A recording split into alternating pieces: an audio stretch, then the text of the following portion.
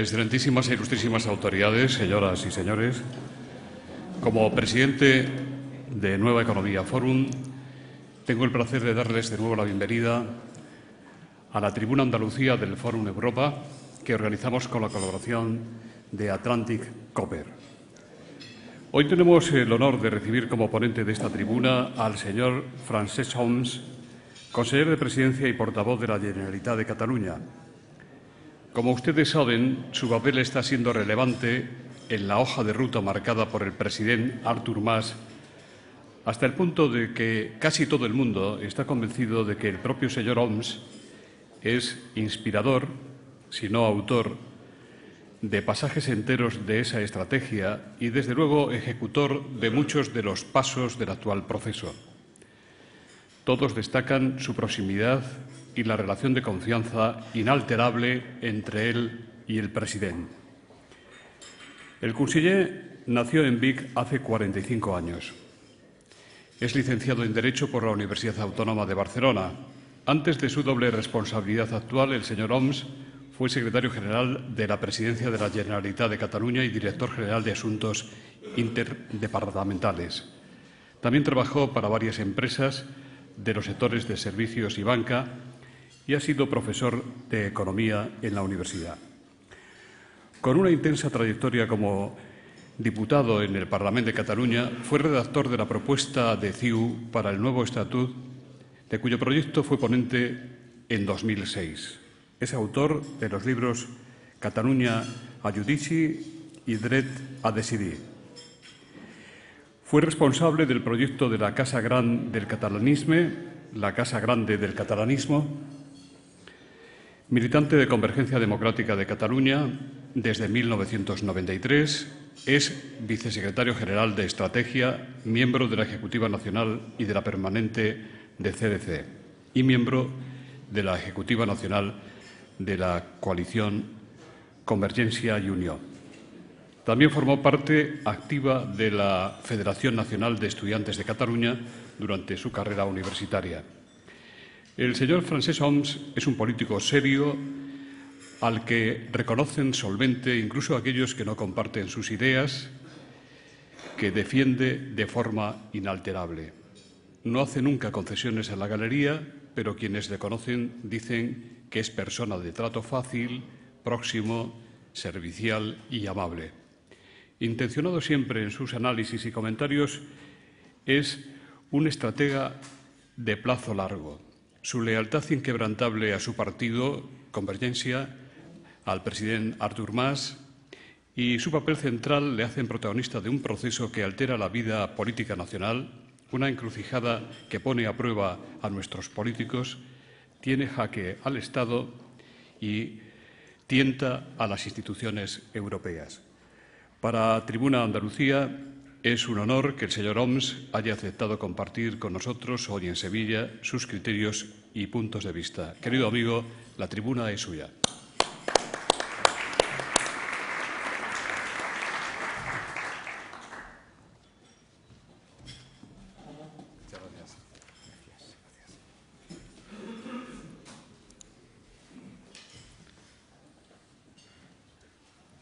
Muchas gracias, señor Rodríguez, por su amable introducción.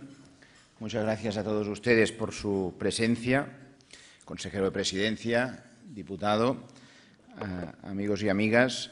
Yo les agradezco encarecidamente su asistencia porque nos sentimos en la necesidad, efectivamente, de explicar lo que estamos haciendo y planteando desde Cataluña. Sabemos que nuestras razones no son razones únicas, ni mucho menos, ¿no? Pero pensamos que lo que estamos haciendo, lo que se está planteando desde Cataluña, que realmente es muy serio, ¿no? Tiene un gran calado, está claro, ¿no? Pues merece como mínimo una explicación, ¿no? Una explicación, no les voy a poner en ese sentido en un compromiso y creo que además sería inoportuno por mi parte, no con la voluntad de convencer de nada a nadie, sino simplemente por el debido respeto de explicar las cosas a aquella gente pues, que desde Cataluña se quiere y se la quiere, porque creo que debemos de, y ahí introduciría una primera idea, debemos de distinguir claramente aquello que son estrictamente los sentimientos, y los hay, ¿no? Y hay unos grandes lazos y unos grandes sentimientos afectivos entre Cataluña y el resto de los pueblos de España, claramente, de aquello que es, digamos, parte del debate estrictamente político, que afecta particularmente a las instituciones, al ámbito, digamos, de las administraciones, ¿no? Aquellos sentimientos vinculados a la necesidad de disponer de proyecto y de poderlos llevar a cabo, ¿no? Aquello que afecta, evidentemente, a las relaciones entre los pueblos, si ustedes quieren, ¿no? Pero que en el terreno personal es perfectamente compatible con el respeto, con la admiración incluso. Soy un admirador de esta tierra, lo digo sinceramente.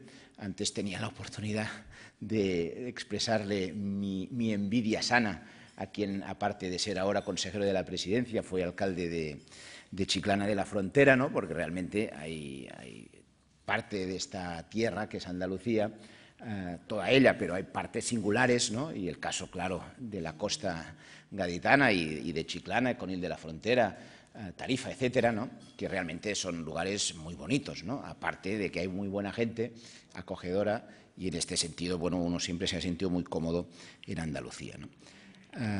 Mi exposición, de hecho, la he pensado en dos partes, ¿no? Que desde nuestro punto de vista son dos caras de la misma moneda, ¿no? Que es intentar explicarles aquello que, vamos, que centra nuestra ocupación principal, que hace referencia, pues, por un lado, a aquellos ámbitos que son los más, que decimos coloquialmente, más vinculados al día a día, ¿no? Ahí hay el intentar hacer frente, lo digo con toda la modestia porque no se puede decir de otra manera, el intentar hacer frente a la crisis económica, ¿no? El intentar hacer frente, pues, al sostenimiento del estado del bienestar, que es muy preciado para todos, también para ustedes, ¿no? Y el intentar hacer frente a un elemento que realmente yo creo que es uno de los déficits que tenemos colectivamente y que nos sacuden con fuerza, que es esta distancia creciente, parece ser, entre la política y la ciudadanía y la situación vinculada a la corrupción, etcétera, ¿no? Esto, crisis, estado del bienestar, actuar en esta desafección en relación a la política, forma parte de nuestro día a día y probablemente también del suyo, vamos, seguro del suyo, ¿no? Y ahí yo les quería contar un poco, de forma aunque fuera muy esquemática, lo que estamos haciendo, también para que vean cuál es la perspectiva, la mirada que tenemos en estos temas desde Cataluña, ¿no? Y la otra cara de la moneda, pero siendo la misma moneda, porque lo vinculamos claramente, ¿no? Es todo lo que se denomina el proceso catalán, lo que se está planteando en términos políticos, pues, desde Cataluña, ¿no? En este sentido, y voy a ser fiel al guión que me he preparado, y respecto al primer ámbito, de cómo intentar actuar o superar la crisis económica que padecemos, ¿no? Y simplemente para que tengan una identificación, pues mencionarles que nuestro modelo económico incorpora una clarísima vocación de apertura al mundo, ¿no? Ahí yo les podría relacionar simplemente, pues, tres líneas de actuación que tenemos para que tengan una pequeña muestra, ¿no? La primera, centrada en la captación de inversión extranjera productiva. Les podría identificar que, por ejemplo, este año 2013, y esto contrasta con a veces algunos titulares, ¿no? Algunos prejuicios que se generan desde fuera de Cataluña, pues resulta que Cataluña ha sido la segunda región continental europea en capacidad de atracción de inversión extranjera productiva, no financiera, ¿no? Esto contrasta con algunas lecturas donde se viene a decir que, como consecuencia del debate político, del debate soberanista, díganlo ustedes como quieran, pues esto afecta al funcionamiento de nuestra economía en Cataluña. Es el caso, digamos, contrario a la propia realidad, y este dato creo que realmente es muy ilustrativo, ¿no? Según la Cámara de Comercio de Barcelona, la inversión bruta extranjera en Cataluña creció un 69% el año pasado, y lo digo, pues, para situar el esfuerzo que intentamos hacer con los medios que tenemos, lógicamente, pues por parte de la Generalitat de Cataluña, pero que particularmente, y ahí las cosas como son, ¿no?, hace nuestro tejido empresarial, ¿no? Entre nuestras prioridades tenemos también, efectivamente, ustedes lo conocen, también lo tienen, el turismo, claramente vinculado con esta vocación de apertura de nuestra economía, En este sentido, el ámbito del turismo realmente nos está compensando, aunque sea en parte, lo que han sido una de las consecuencias principales de la crisis económica en algún sector, particularmente el de la construcción, ¿no? En Cataluña, en este terreno, estamos superando prácticamente todos los indicadores que disponíamos históricamente, ¿no? Ha crecido el número de visitantes extranjeros, un 8%, con un nuevo récord de 15,6 millones de visitantes en 2013, y ha crecido el gasto, además, por visitante, concretamente un 13%, y la tercera, el tercer ámbito relativo a nuestra economía, a nuestra apertura económica, pues es la relativa a las exportaciones, ¿no? Desde este punto de vista, cabe destacar un dato que es nuevo, de estos 2 últimos años solamente, ¿no? Que es el hecho de que por primera vez las exportaciones catalanas fuera de España, pues por volumen son más importantes que las que se hacen en el resto de España, ¿no? Unas exportaciones en el exterior que representan, como deben de saber ustedes, el 25% del conjunto de las exportaciones españolas. Captación de inversión extranjera, por lo tanto, turismo y capacidad de exportación, ¿no? Con las herramientas que tenemos a nuestro alcance. Estas son para nosotros 3 prioridades y 3 activos, entendemos, de nuestra situación económica y que intentamos desarrollar en Cataluña, ¿no? Junto con esto, cabe situar también el ámbito de la investigación, que ha sido para nosotros una gran apuesta de estos últimos 10 años, particularmente, con un programa que empezó el actual consejero de Economía en Cataluña, que además es profesor de Harvard, y impulsó pues toda la captación de unos centros de referencia a nivel mundial en el ámbito de la investigación y del desarrollo, ¿no? Esto nos ha permitido captar estos últimos tiempos 865 millones de euros de fondos europeos en desarrollo e investigación. Además desde este 2012, hemos apostado por una estrategia de alianzas junto con 2 partners de primer nivel mundial, como es el caso de Massachusetts e Israel, dando pues demostración de que somos capaces, creo que es posible, porque esto corresponde a niveles políticos y administrativos distintos. Massachusetts, saben ustedes que es un estado de los Estados Unidos, ¿no? Israel es un estado claramente independiente, y nosotros que somos, en este caso, pues una comunidad autónoma, y esta posibilidad pues de cooperar a nivel internacional estos distintos ámbitos para una cuestión tan crucial y tan puntera como es el desarrollo y la investigación, ¿no? También, y esto está más relacionado con la capacidad de actuación que tiene el propio Govern de la Generalitat, estamos priorizando un amplio proceso de simplificación administrativa. Es verdad que no hay recursos presupuestarios, esto me parece que nos pasa un poco a todos, ¿no? Pero al menos está a nuestro alcance el intentar simplificar las normas, hacer la vida en este sentido pues algo más fácil, particularmente al tejido empresarial, ¿no? Así, en estos últimos 3 años hemos modificado hasta 87 leyes con esta finalidad de facilitar la actividad económica, al menos en el caso de Cataluña. Y finalmente, en este ámbito más vinculado a la economía, pues destacarles que estamos intentando también trabajar con las herramientas, obviamente, que tenemos, pues para luchar contra el fraude fiscal, ¿no? Esto a veces se cuenta exactamente al revés, pero por eso tengo interés de explicarlo, ¿no? Tenemos en Cataluña, creo que más o menos el mismo nivel que en el conjunto de España, unos niveles de fraude fiscal que son ciertamente inaceptables, ¿no? Entre el 25 y el 30% de fraude fiscal está ciertamente muy por encima de la media europea, ¿no? Y aquí hemos diseñado en Cataluña una estrategia conjunta entre la Generalitat, desde el ámbito que tenemos a nuestro alcance y nuestras competencias, y las diputaciones, que en el caso concreto de Cataluña hacen una función recaudadora importante, ¿no? A través de lo que tienen delegado de los municipios, que tienen en este sentido pues capacidad y responsabilidad en una parte significativa de lo que es la gestión tributaria de los impuestos a nivel local, ¿no?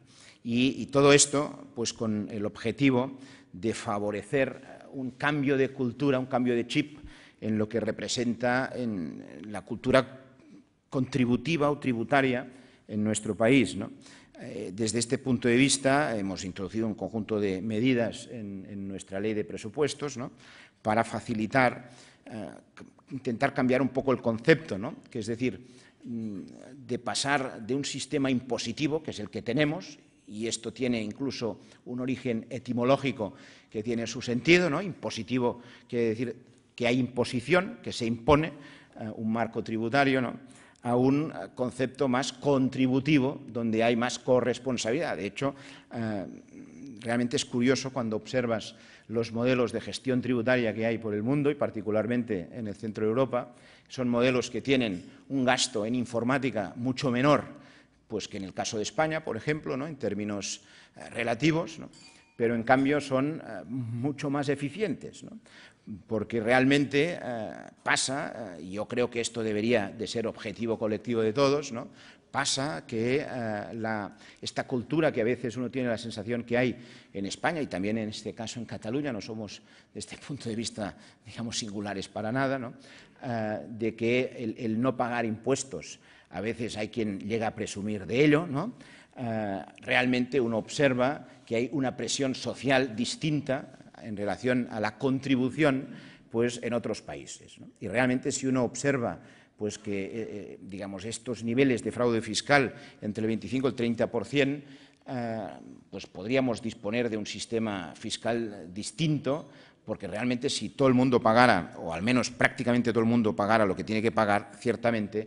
la capacidad de recaudación cambiaría. Y este debate, fíjense ahora ustedes, que lo que se vuelve a plantear en España es si bajamos o no bajamos los impuestos, cuando el gran reto colectivo que deberíamos de tener es precisamente luchar con este gran fraude fiscal que hay, y a partir de ahí realmente se podría modificar de una forma eficaz, además sin afectar al gasto, pues digamos, la capacidad de disponibilidad de recursos públicos, ¿no? El otro gran capítulo que les comentaba en este quehacer de nuestro día a día, que también debe de ser el de ustedes, ¿no?, es el relativo a la sostenibilidad del estado del bienestar, ¿no?, para también que ustedes puedan tener un poco de información de primera mano, ¿no?, de lo que en este sentido intentamos hacer, ¿no? Nosotros pensamos y estamos convencidos que una auténtica política de solidaridad tiene que incluir algo que a veces es poco perceptible en nuestro día a día, ¿no?, que es la solidaridad entre generaciones, ¿no?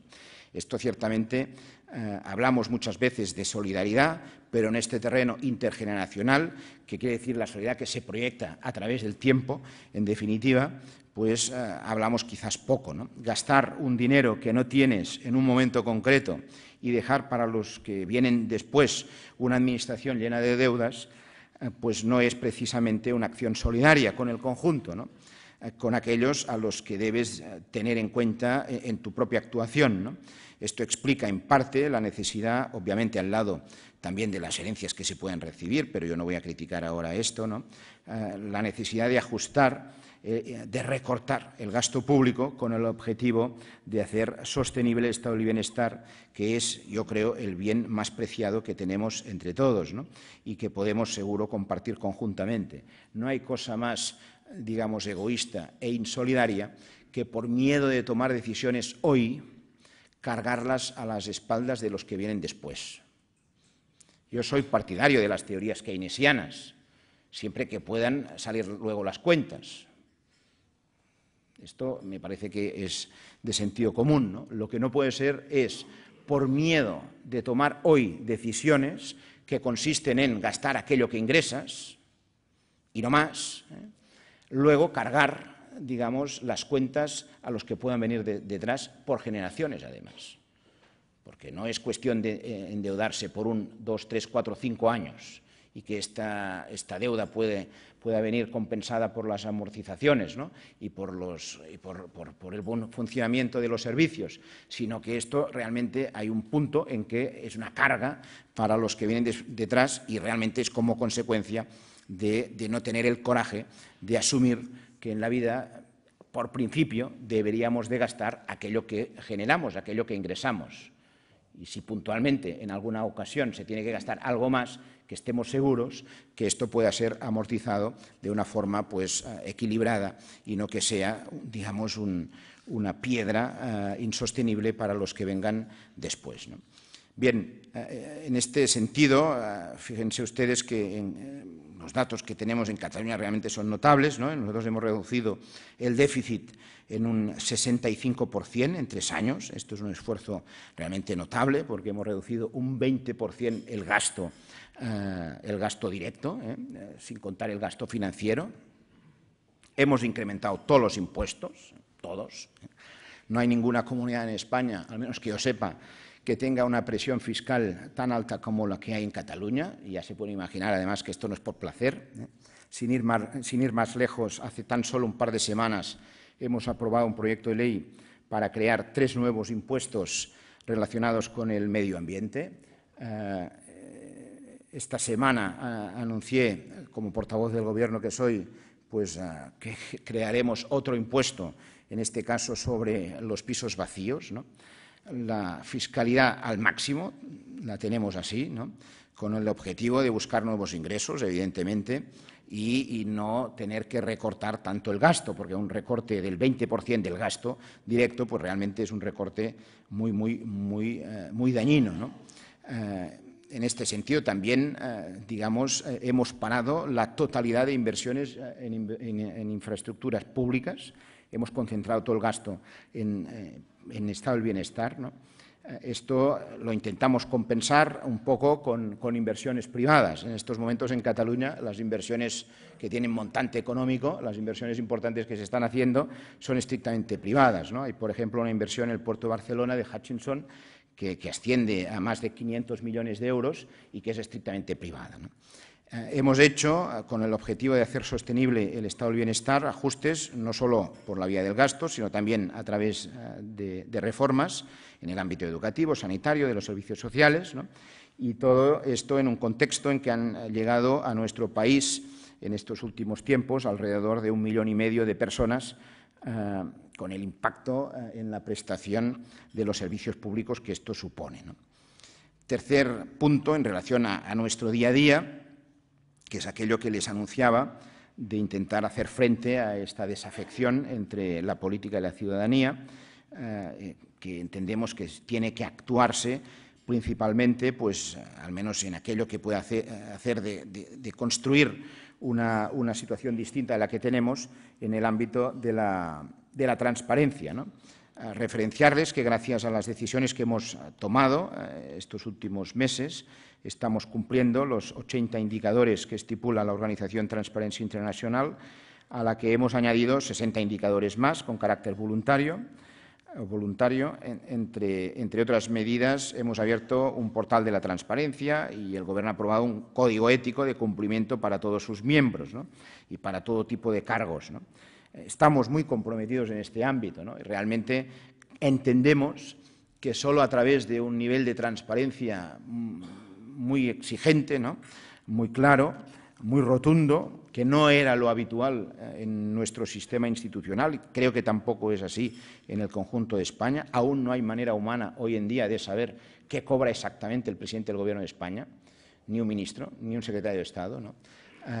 Porque hay el sueldo, luego hay los complementos, luego hay las compensaciones y al final es un laberinto donde uno no se puede hacer cargo, y yo creo que en estos momentos la sociedad nos exige, y ahí estamos actuando de una forma muy incisiva, la sociedad nos exige transparencia absoluta, ¿no? Esto de entrada tiene pues una sensación, ¿no? de cómo permite un poco pues el hacer comentarios de todo tipo, pero al final esto tiene la virtud de que la información existe, fluye y a conocimiento de todos, y esto además pues permite, yo creo que anticipa, es la mejor forma de prevenir cualquier tentación en lo que conocemos pues como actitudes o políticas corruptas, ¿no? Evidentemente, el segundo gran bloque de mi intervención, que es esta otra cara de la moneda, pero de la misma moneda, que es todo el proceso, ¿no? Lo que es más llamativo a nivel mediático, ¿no? Para nosotros todo lo que les he contado es igual de importante que lo que les voy a contar. exactamente igual de importante, ¿no? Pero es cierto, no lo voy a negar, que en el terreno más mediático, de lo que llama más la atención, pues lo que voy a referirme a continuación, pues quizás tiene más actualidad. Como mínimo tiene más actualidad mediática, seguro, ¿no? De sobras es conocido que desde la transición todos los partidos políticos catalanes hemos trabajado o hemos intentado trabajar pues, para conseguir el mayor autogobierno posible. Ustedes lo conocen esto claramente. Pero al mismo tiempo hemos también intentado trabajar pues, para buscar un encaje viable en el seno del Estado español. También lo conocen, ¿no? De hecho, este ha sido el objetivo de lo que conocemos o de lo que se conoce como catalanismo político a lo largo de los últimos 125 años, ¿no?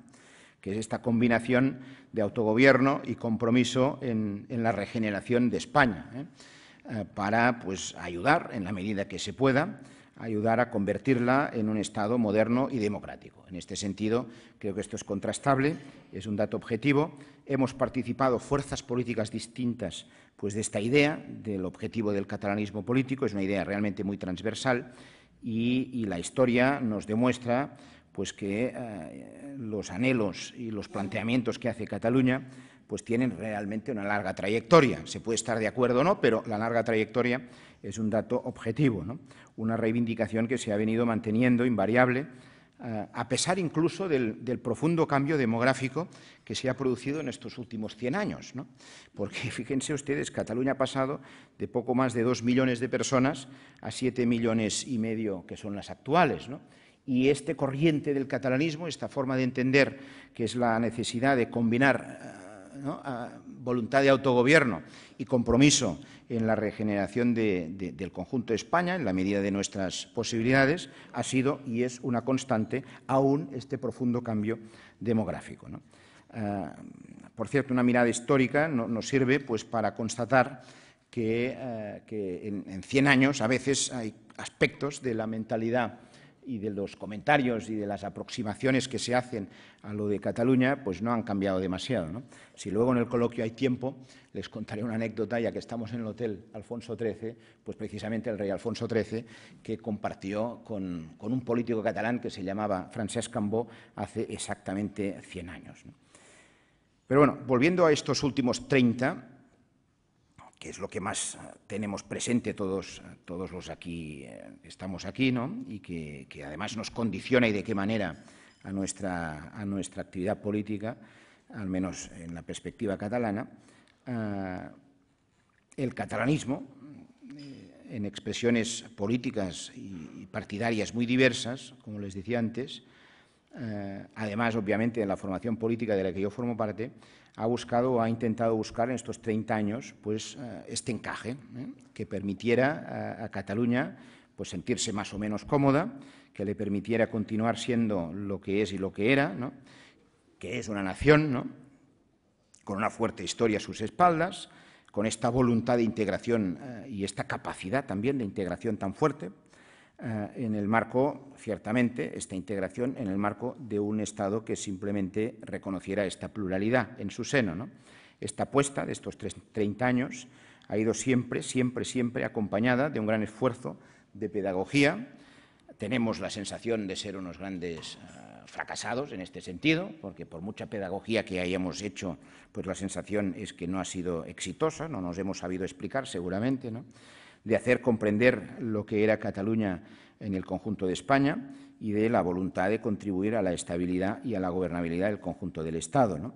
Todos los retos, fíjense, todos los retos que ha afrontado España estos últimos 30 años, todos, sin excepción, todos, entrar en la Comunidad Económica Europea, entrada en el euro, las crisis profundas que ha habido en algunos momentos, la lucha antiterrorista.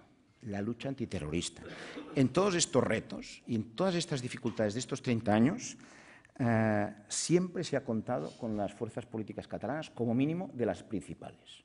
Siempre. Como mínimo de las principales, siempre, ¿no? Y ha habido siempre apoyo, en momentos muy crudos y muy delicados. Muy crudos y muy delicados. Digamos, la hoja de servicios que puede ofrecer, por ejemplo, mi formación política, no por las decisiones que habíamos tomado los que estamos ahora, sino por mi formación política, ¿no? En su conjunto y en todo tipo de momentos, no las puede presentar los dos partidos a nivel nacional. Y en el caso, por ejemplo, de la lucha antiterrorista, no lo pueden presentar esa hoja de servicios algunos de los partidos a nivel nacional, porque se ha hecho politiquería, en el ámbito de la lucha antiterrorista, por ejemplo, ¿no?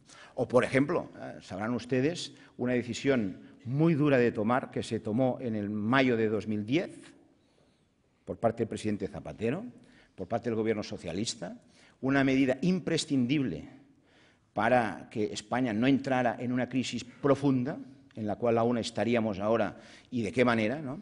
Que fue como consecuencia también de las presiones internacionales. En aquella medida, el famoso decretazo de mayo de 2010, ¿quién estuvo? ¿Quién estuvo? Porque aquello fue una medida para salvar España, toda ella. Estuvo el Partido Socialista, que estaba en el Gobierno, pero nadie más, aparte de Convergencia y Unió, que estábamos en la oposición en todas partes. Y estuvimos allí, ¿no?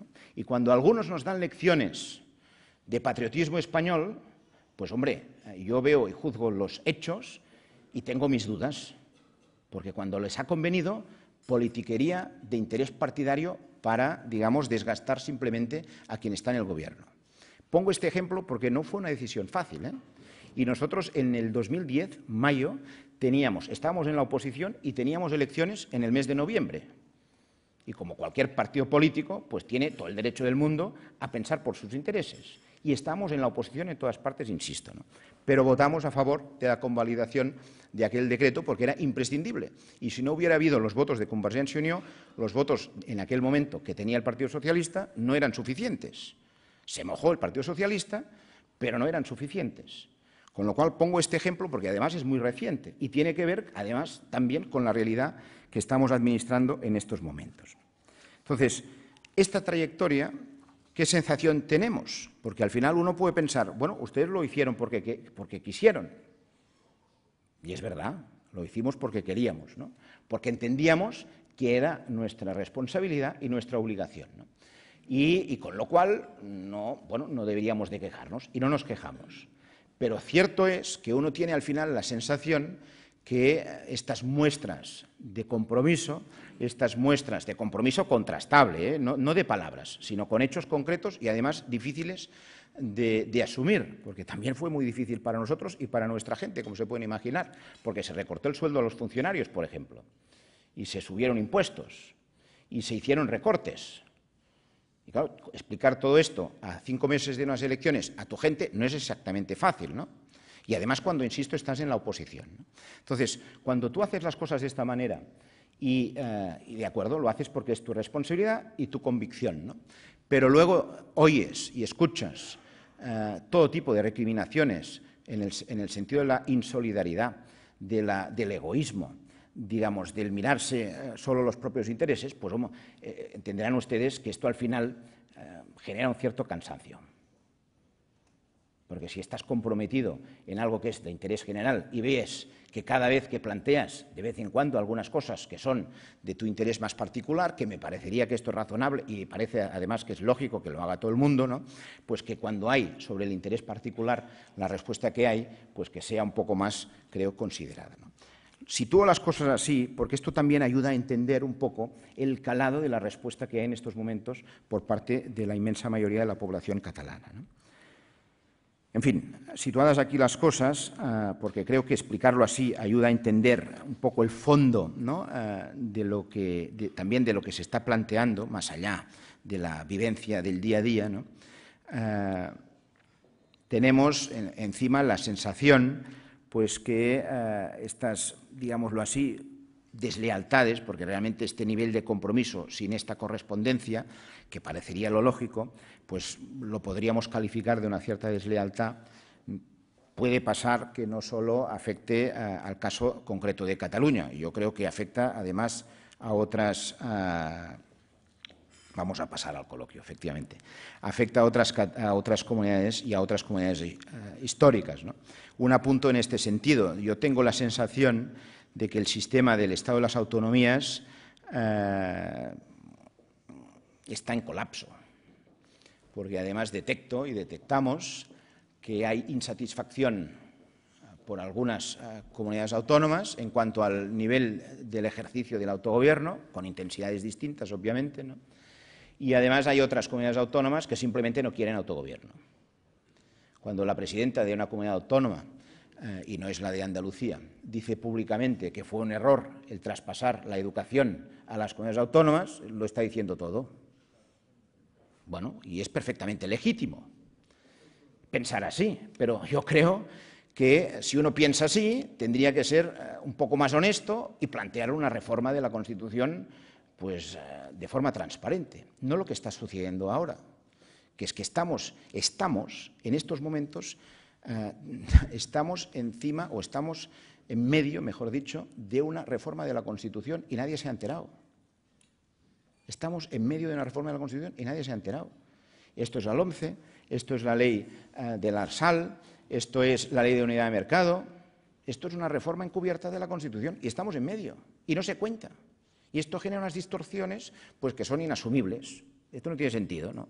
Y fíjense, pues si encima, en el caso concreto para Cataluña, ¿no?, hay una sensación de nación, hay una voluntad de autogobierno pues, que es conocida, hay estos compromisos reiterados que han tenido estas respuestas que ustedes conocen reiteradas, pues parece razonable, lógico, se puede claramente no estar de acuerdo, que haya este sentimiento de independencia en Cataluña. Porque las cosas vienen como consecuencia de otras, ¿no? Aquí hay, y en eso acabo ya definitivamente, hay un dato concreto que yo creo que ilustra y que hace y representó, de hecho representó y ha representado el cambio de chip de una forma más evidente, ¿no?, que es lo que supuso la sentencia contra el Estatut, que es un error histórico por parte del Tribunal Constitucional y, quiere decir, del sistema institucional español, ¿no?, un error histórico en la sentencia contra el Estatut del año 2010, porque aquello es, digamos, la constatación de la imposibilidad, por consecuencia de cómo se lee la Constitución española, por parte de las instituciones españolas, pues de encontrar un encaje de la voluntad de autogobierno en el marco constitucional español, por la interpretación que se hace, no por la letra, sino por la interpretación que se hace, ¿no? Y fíjense el dato, y esto explica dónde estamos ahora, ¿no? La sentencia se dictó en junio del 2010, finales de junio del 2010. El día 10 de julio de 2010 se hizo una de las grandes manifestaciones que se han hecho estos últimos tiempos en Barcelona, ¿no? Y esta manifestación la presidió el señor Montilla, en aquel entonces presidente de la Generalitat, que no es sospechoso, digamos, de ser un nacionalista catalán, digamos, echado al monte, y mucho menos, ¿no? Una persona sensata. Y además, claramente no nacionalista, ¿no? Esta manifestación la presidió el señor Montilla y tenía un lema: somos una nación, queremos decidir. Y es de donde estamos ahora. Ahora, la mayoría de las formaciones políticas catalanas nos hemos puesto de acuerdo pues, para hacer una consulta el día 9 de noviembre sobre el futuro político de Cataluña, sobre la independencia de Cataluña, ¿no? Y nuestra opinión, nuestra posición es la que ustedes conocen. Si el pueblo de Cataluña, que se siente nación, que entendemos que es quien tiene que decidir sobre su propio futuro, decide pues que sí, se tendrá que gestionar y aplicar el sí. Y se decide que no, pues vamos, no sé, ya no caldrá, ya no será necesario gestionar en este sentido muchas cosas, pero será que no y asumiremos el resultado, faltaría más. Asumiremos el resultado, faltaría más, ¿no? Bueno, así las cosas, luego en el coloquio, si hay oportunidad, pues voy a contestar lo que se me pregunte. Muchas gracias por su amable atención.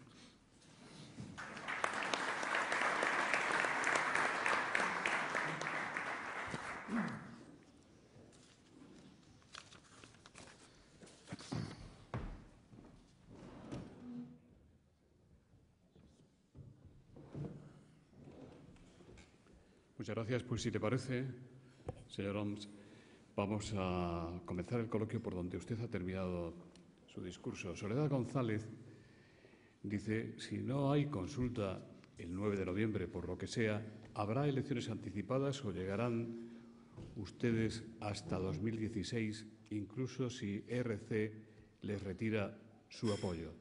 ¿Ve usted algún escenario en el que sea posible la declaración unilateral de independencia, CiU, RC o un gobierno de coalición entre los dos.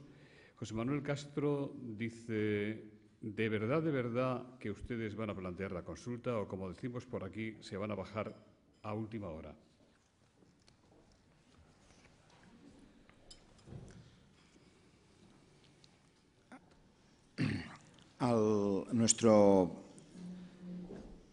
Nuestra posición, fíjense ustedes, lo que representó el Estatut de Cataluña y la sentencia, de hecho, fue un conflicto de legitimidades, para decirlo de forma suave, ¿no?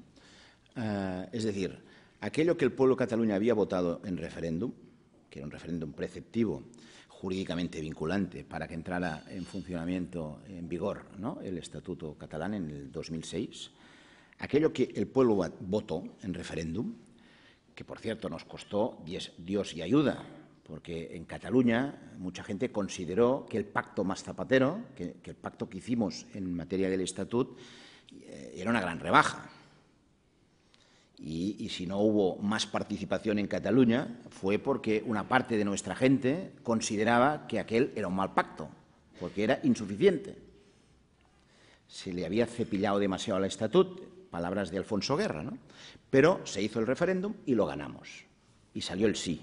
Y al final cuenta, pues lo que vale es lo que se ha votado, ¿no? Ahí, con un 70% de votos favorables a la aprobación del Estatut. Esta legitimación democrática, que forma parte de las reglas del juego, de las reglas constitucionales del juego, luego fue alterada por una sentencia del Tribunal Constitucional que no estaba inicialmente prevista en las reglas del juego. Entonces hay una legitimidad jurídica, formal, digámoslo así, y una legitimidad democrática. Claro, nosotros entendemos, y porque no se puede entender de otra manera en un contexto democrático, que la última palabra la tiene que tener el pueblo. Y si el pueblo se ha manifestado en un sentido concreto, lo que no puede ser es que luego, aprovechando, digamos, unas lecturas jurídicas, venga un tribunal y deslegitime y le vacíe de contenido aquello que el pueblo votó. No con un gran entusiasmo, por lo que les comentaba, pero que votó. Entonces, siendo así las cosas, ya entenderán ustedes que no tenemos alternativa al hecho de que vuelva a ser el pueblo de Cataluña que vote. Y en Cataluña se votará. De una manera u otra se votará. Se votará. Y ahí hay la sensación de que, y creo que es un error por parte de la política española y particularmente el Gobierno español, de pensar, no, les vamos a prohibir la consulta y así no habrá tema. No, tema lo habrá, porque de votarse se votará en Cataluña. Se votará, de una manera u otra, se votará, ¿no? Nosotros estamos convencidos que incluso se votará en el día 9 de noviembre. Vamos a intentar, lo saben ustedes, por medio de un acuerdo con el Gobierno español. Esto parece más que improbable, ¿de acuerdo? Pero hay también un marco legal que es el que se desprende del Estatuto de Autonomía. Esto no se tiene a veces en cuenta, de lo que quedó vivo. Hay un artículo que es el 122 que dice textualmente que la Generalitat tiene competencias exclusivas para organizar consultas. Bueno, pues comprenderán ustedes que nosotros vamos a desarrollar este artículo y vamos a organizar la consulta, si no es por la vía del acuerdo con el Estado, pues de acuerdo, valga la redundancia, con este artículo del Estatuto de Autonomía. Con lo cual, de votarse se votará y sería interesante, sería bueno que se asumiera que habrá votación y que en cualquier caso se tendrá que gestionar. Y tengo la sensación de que está más centrado el Gobierno español en la campaña que en la votación, que es un contrasentido. Porque fíjense ustedes que ellos, por lo que dicen y por lo que hacen, pues están de campaña. El Partido Popular está de campaña en este tema de Cataluña, ¿no? Está claramente de campaña, ¿no? Pero dice que no deja o no va a dejar a votar. Esto es un contrasentido. De votar se votará. Y no tenemos, además, alternativa. Y, en todo caso, seguirán ustedes hasta cumplir el mandato actual en 2016. Esta es la intención, sí. Felipe Lobo dice: ¿ve usted una solución factible a la petición de una parte del pueblo catalán, la que ofrece el PSOE con el Estado federal? Diego Prieto dice: ¿estaría Convergencia de acuerdo con una reforma de la Constitución en la que todos los pueblos de España fijen sus niveles de autogobierno. ¿Ello permitiría aplazar el referéndum? Yo únicamente lo que decimos es que nos gustaría conocer en detalle en qué consiste esta propuesta que hace el PSOE, para poderla valorar. Porque, hay muchas maneras, ¿no?, de entender las cosas, aunque hay muchos modelos federales en el mundo. Me gustaría saber cómo queda el tema de la lengua, cómo queda el tema de la administración tributaria en esta posible reforma, ¿no?, cómo queda el tema de las competencias normativas en distintos ámbitos, por ejemplo, en el ámbito de la regulación de los mercados, en el ámbito del comercio, en el ámbito del urbanismo, en el ámbito de la dependencia. Digo esos casos porque son casos donde el Partido Socialista Obrero Español, cuando gobernaba hace poco tiempo, tomó decisiones que eran contrarias al autogobierno. Esto es así, ¿no? Con lo cual, claro, yo los referentes que tengo son estos, o los que tenemos son estos, ¿no? Si esto ha cambiado, pues me gustaría saberlo y no puedo hacer una valoración más concreta porque no conozco ni conocemos cuál es la propuesta en el terreno más concreto. Hay una declaración de intenciones, pero no sabemos qué contenido tiene exactamente, con lo cual es muy difícil de valorarla, ¿no? José Manuel Lorenzo le pregunta: en los últimos días se ha erigido la figura del príncipe Felipe como un caballero blanco para mediar en las relaciones Madrid-Barcelona. ¿Lo ve usted así? ¿Qué papel puede tener el príncipe? ¿Cree que le dejan a don Felipe margen de maniobra suficiente el rey y el presidente Rajoy? Mire, ¿sabe qué pasa? Que yo cualquier cosa que pudiera decir ahora,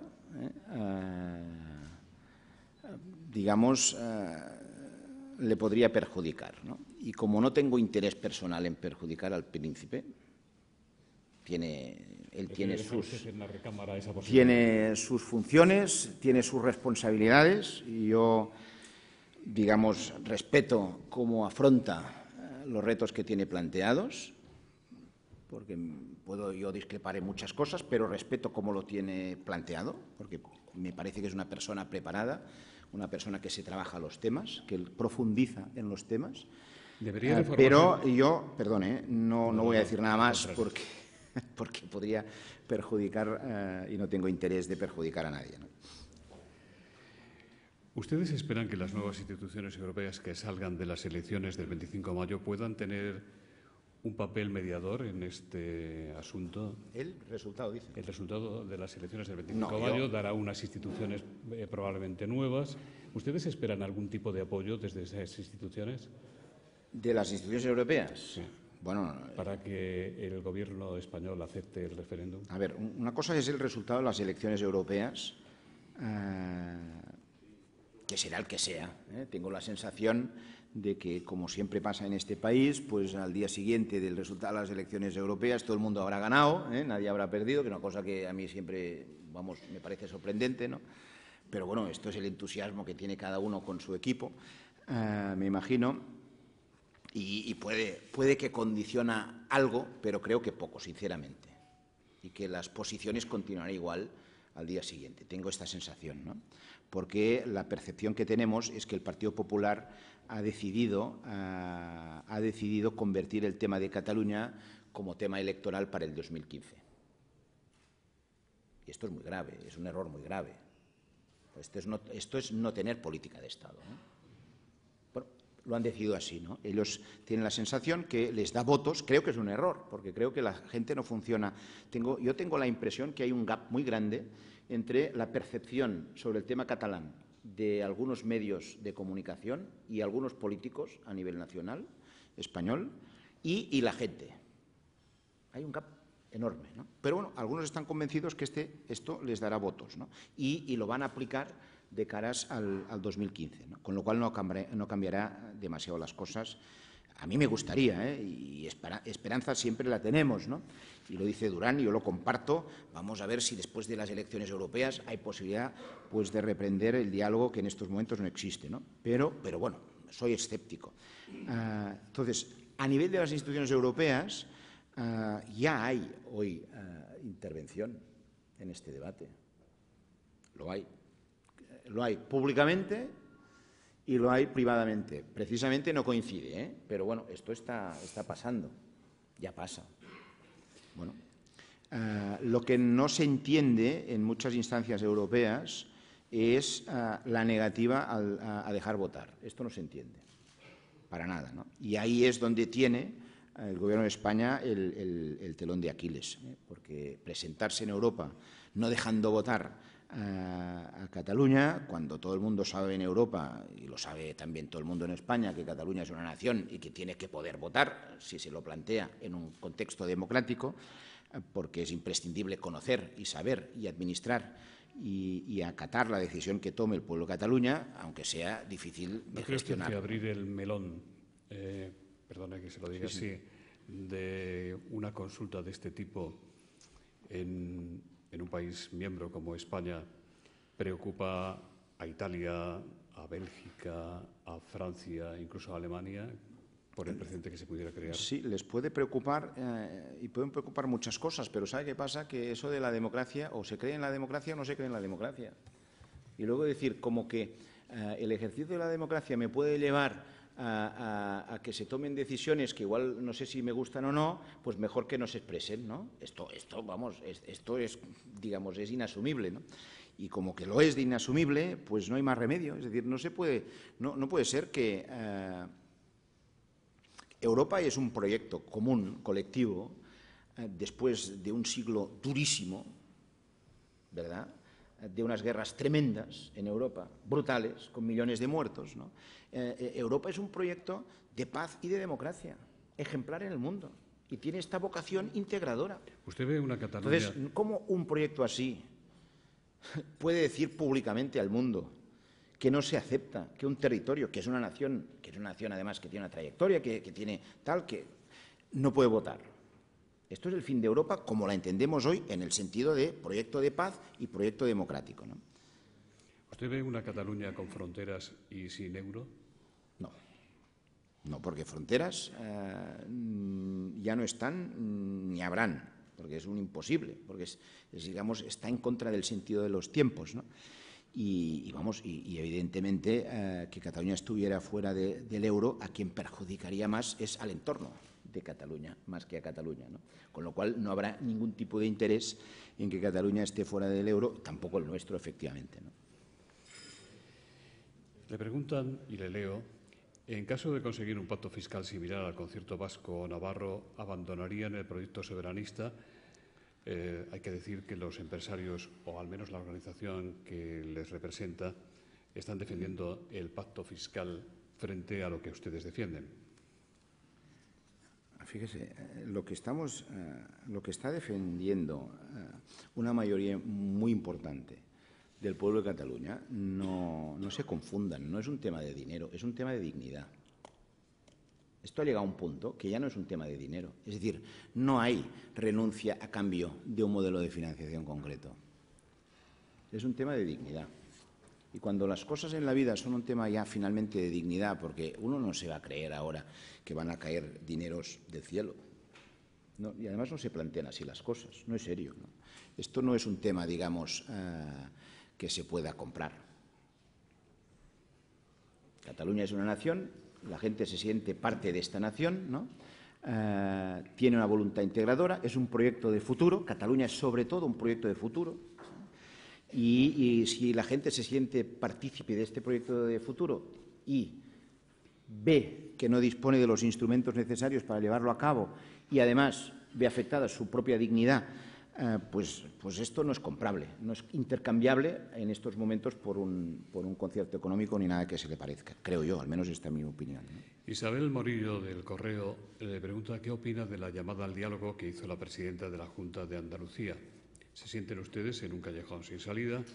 También le preguntan cómo valoran la iniciativa de la presidenta de la Junta de Andalucía de reunirse con el señor Mas para buscar una solución al problema catalán. Bueno, nosotros dispuestos al diálogo, creo que lo hemos demostrado a lo largo de nuestra historia, siempre. Claro, al final yo creo que el diálogo, si no tiene contenido, pues no sé qué sentido tiene, ¿no? Al final no puede ser esto un concurso digamos, de presumir de actitudes, pero sin darle contenido, ¿no? No nos sentimos en un callejón sin salida, nos sentimos muy reconfortados con la mayoría del pueblo de Cataluña. Es que pasa una cosa, dicha con toda modestia y además asumiendo todas las contradicciones que tenemos en Cataluña, que las tenemos, como se pueden imaginar, ¿no? Pero es que nos sentimos libres y seguros. Y cuando la gente se siente, con todas las contradicciones, con toda la humildad, la gente se siente libre y segura, pues se busca la vida, porque ha intentado buscarla en un marco, este marco no da respuesta, pues se lo busca en otro. Bueno, y esto se puede impedir solamente, como ha pasado a lo largo del siglo XX, a través de la fuerza física. Esto nos ha pasado en Cataluña. Bueno, pero como esto en el siglo XXI hay la sensación, la convicción de que no pasará, que no entrarán los tanques por la diagonal, pues la gente se siente libre y segura, no en un callejón sin salida, ¿no? ¿Y del papel que quiere jugar la presidenta de Andalucía para facilitar el diálogo? Pues a mí me parece siempre respetable. Si hay contenido, pues hablaremos del contenido. Como actitud me parece muy respetable. Le pregunta Carlos Contreras, ¿qué piensa usted de que si Crimea tiene derecho a autodeterminarse y si las provincias rusófilas de Ucrania también tienen ese derecho de autodeterminación, teniendo en cuenta que Ucrania es un país que usted ha mencionado como ejemplo a seguir por Cataluña? Yo no he mencionado en ningún momento, ha habido interpretaciones, pero nunca he mencionado a Ucrania como un país a seguir como ejemplo.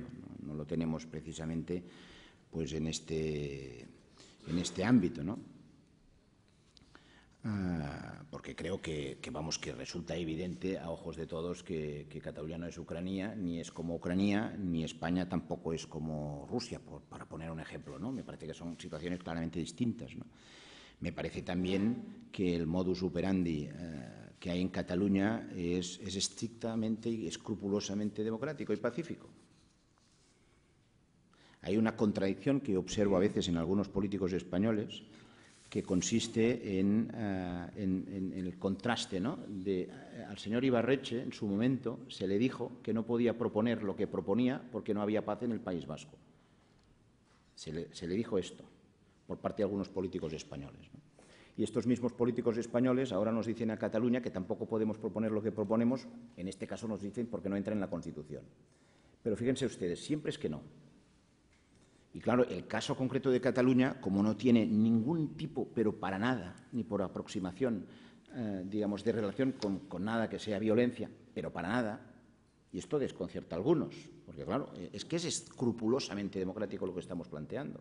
Y además se hace de una forma cívica y encima alegre, porque las manifestaciones que ha habido en Cataluña estos últimos tiempos, en un momento de crisis, de paro, de recortes, son manifestaciones alegres, o sea, la gente sale contenta.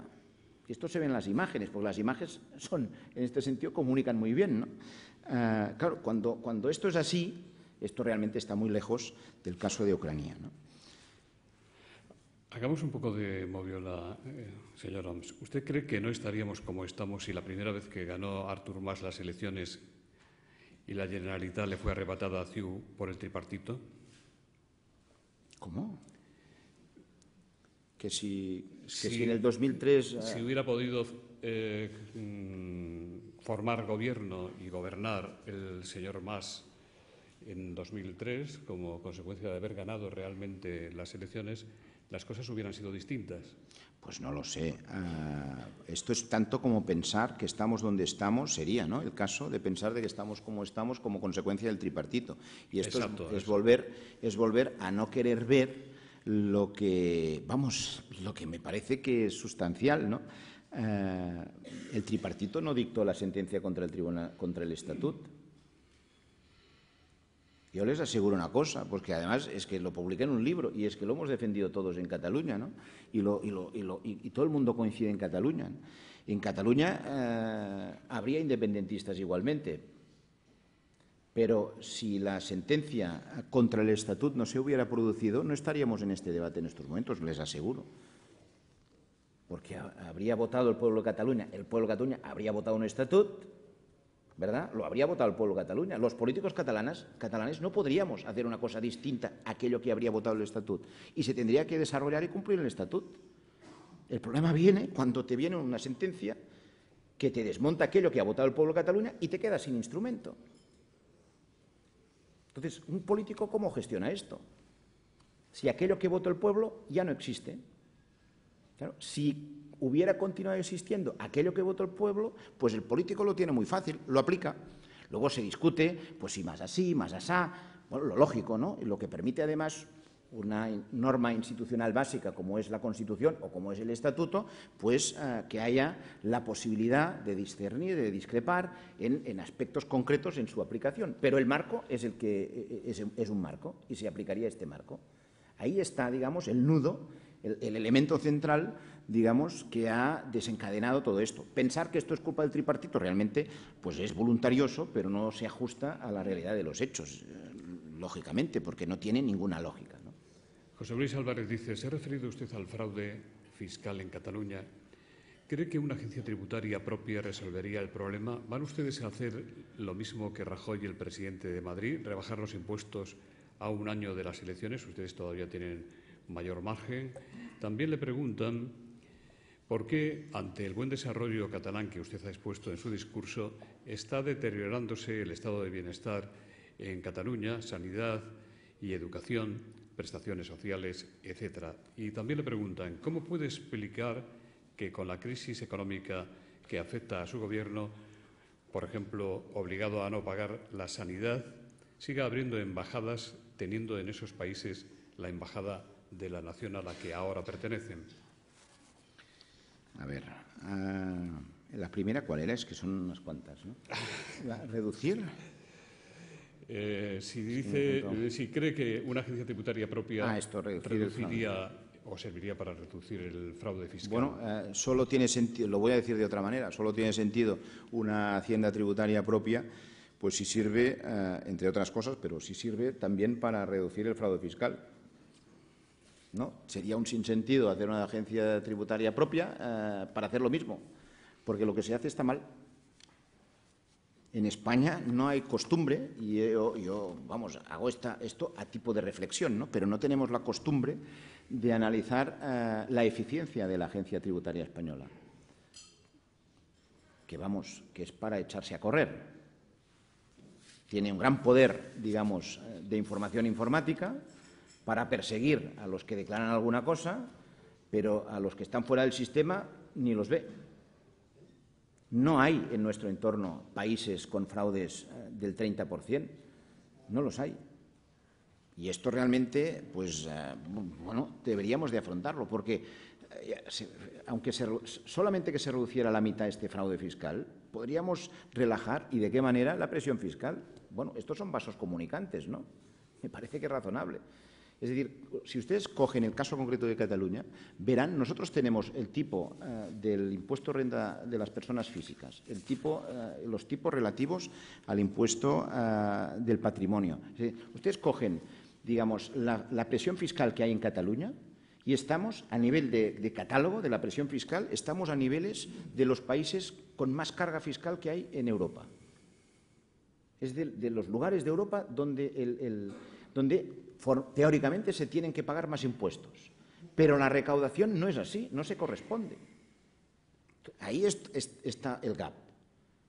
De hecho, hay países que tienen el tipo del IRPF más bajo que nosotros y recaudan más en términos relativos, ya se entiende, no se pueden hacer esas comparaciones en cifras absolutas, ¿no? Con lo cual, efectivamente, tiene sentido hacer una administración propia si hay, digamos, este compromiso de buenas prácticas tributarias, ¿no? Evidentemente hay una componente también, no lo voy a negar, de autogobierno. Yo creo que un modelo de autogobierno donde la responsabilidad sea solo del gasto está condenado a no funcionar, porque si no hay responsabilidad en el ingreso, esto genera, digamos, unas dinámicas perniciosas. Y esto se ha visto en España estos últimos años en todo el sistema LOFCA, ¿no? yo no comparto la afirmación que usted ha hecho o quien la haya hecho del deterioro del estado del bienestar en Cataluña. Creo que tenemos que, aparte de las impresiones que son legítimas, ¿no?, atender a los datos. La valoración, por ejemplo, de los usuarios de la sanidad pública catalana está por encima del 8 sobre 10. Bueno, pues si las cosas son así, lo que sí que es verdad es que ha habido unos recortes y unos ajustes muy fuertes. Lo que sí que es verdad es que nuestros funcionarios públicos, que soportan, ¿no?, el estado del bienestar, digamos, cobran menos que el resto, tienen una paga menos. En Cataluña se cobra una paga menos, no sé si ustedes lo saben esto, pero se cobra una paga menos, ¿no? Pero efectivamente los maestros, los médicos, las enfermeras, quien asiste el estado del bienestar trabaja igual. Y esto tiene su mérito. La gente no deja de atender sus obligaciones por cobrar una paga menos. En este sentido, la calidad, y esto es mérito de los funcionarios públicos, pues es buena, ¿no? Y lo de las embajadas, pues esto es una de las grandes contaminaciones mediáticas, porque saben una cosa, no hemos abierto ni una. Es más, hemos cerrado una en Buenos Aires, ¿no? Y no hemos abierto ni una. Pero esto es imposible, porque da igual lo que yo diga, porque además es contrastable. Hay cosas que se pueden discutir, pero hay otras que no. Pero hay alguien que insiste en que estamos abriendo embajadas. Pues no es verdad. Nosotros tenemos, porque hay la gran confusión, ¿no?, nosotros tenemos colaboradores, hacemos una cosa que además tiene sentido, que esta sí la hacemos, que nosotros certificamos a personas que les hacemos un cursillo, pero no nos cuesta un euro, hacemos un cursillo para certificar a gente en países que nos puedan abrir puertas a nuestros empresarios. Y cuando un empresario que quiere ir pues a un estado de Brasil, pues le decimos, oiga, allí tiene usted una persona que hemos certificado desde la Generalitat de Cataluña que igual le podrá ayudar a buscar clientes o a buscar proveedores. Y esta persona, pues simplemente le hacemos una certificación que nos da crédito, nos parece que nos da crédito para actuar como mediador de la Generalitat de Cataluña, pero no le pagamos nada.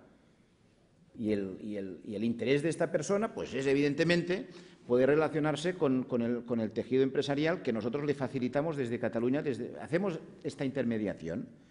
Esto está a las antípodas de abrir embajadas en el sentido de que algunos tienen, ¿no?, porque además no cuesta un céntimo de euro.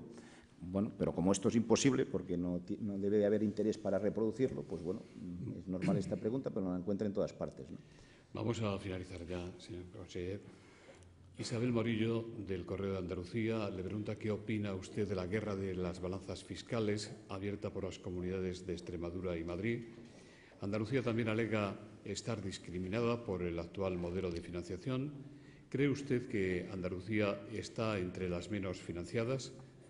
Jesús Amores dice, si todo el mundo acepta que los contribuyentes con más rentas paguen más impuestos, ¿por qué las regiones con más renta no tienen obligación de transferir parte de esas rentas a las regiones más pobres para mantener los mismos servicios a los ciudadanos? Bueno, a mí me parece que lo que hizo ayer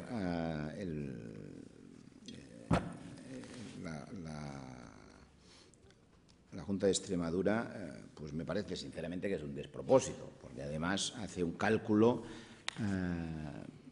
Algunos de ustedes son empresarios, ¿no? Fíjense que ustedes pudieran sumar en sus balances el producto de sus ventas y los créditos, como si todo esto fueran ingresos por igual, ¿no? Sería divertido. Lo que ha facturado usted y lo cobra es un ingreso, indudablemente, ¿no? Pero imagínense que además le suman como ingreso y le presentan esto a la Junta de Accionistas también como un ingreso, un crédito. En la Junta de Accionistas le diría, oiga, usted me está mezclando, digamos, unos ingresos que unos son ingresos reales y los otros son a devolver, porque son créditos. Y si se suman estos dos conceptos y se divide por el número de habitantes y te sale una cuantía por habitante y dices que esto es una situación mejor financiada que la otra, pues realmente es muy voluntarioso, ¿no? Claramente un despropósito, como dijo ayer el consejero de Economía en Cataluña. Yo creo que es un error esta guerra de cifras, y lo sabrán, ¿no? Nosotros ya hemos dicho en cuanto al tema del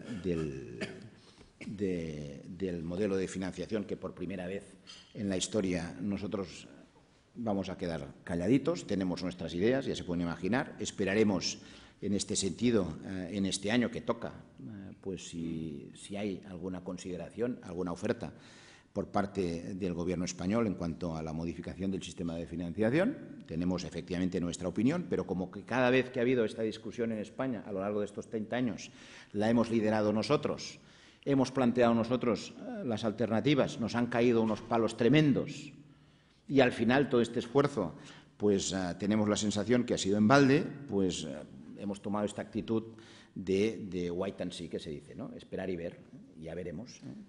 Y estamos centrados, lógicamente, en el proyecto que antes les comentaba, ¿no?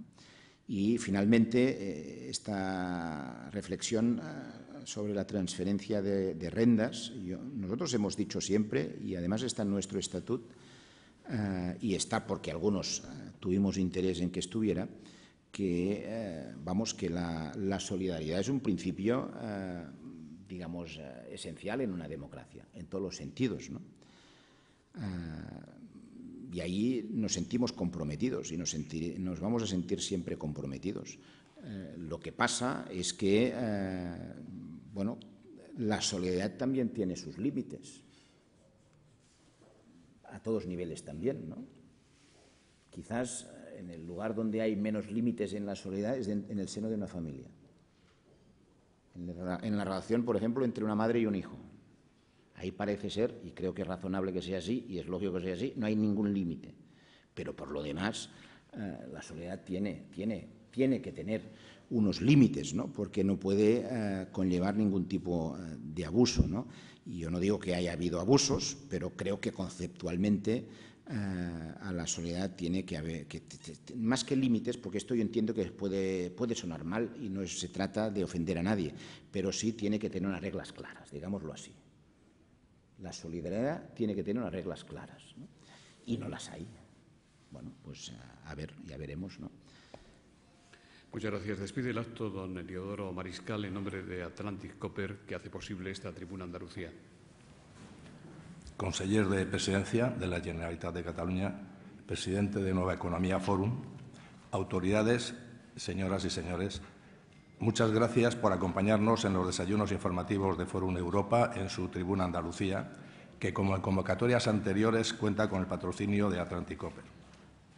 En esta ocasión, hemos de agradecer especialmente a don Francesc Homs, conseller de Presidencia de la Generalitat de Cataluña, que haya aceptado la invitación para participar en este encuentro, a través del cual hemos tenido la oportunidad de acercarnos a los asuntos de actualidad que afectan al desempeño de su labor en la Administración catalana.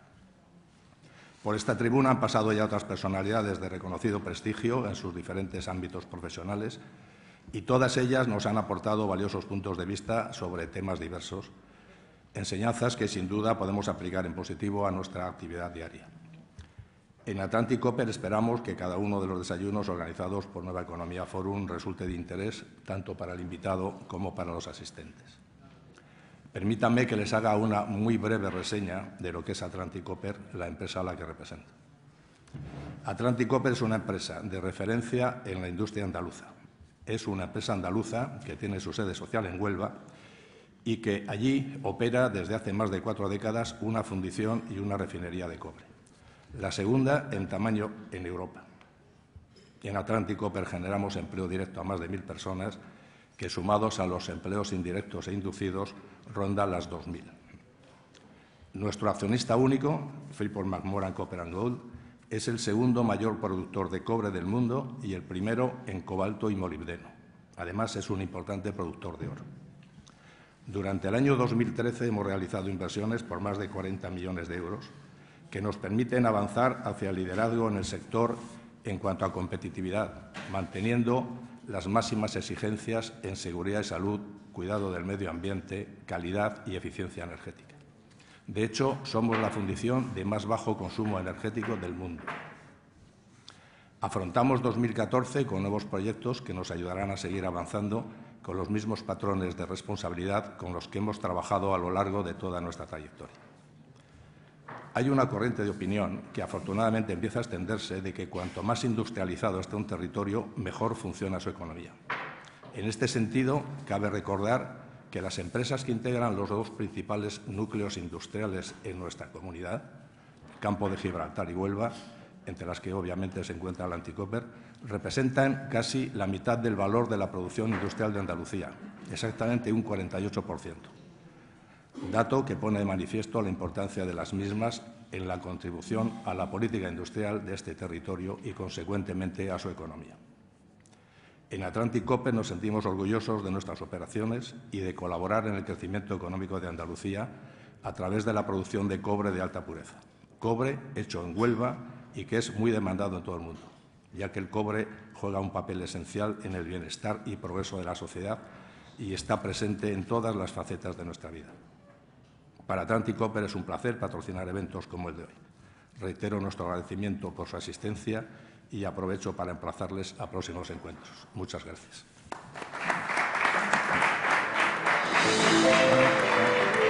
Enhorabuena y muchas gracias.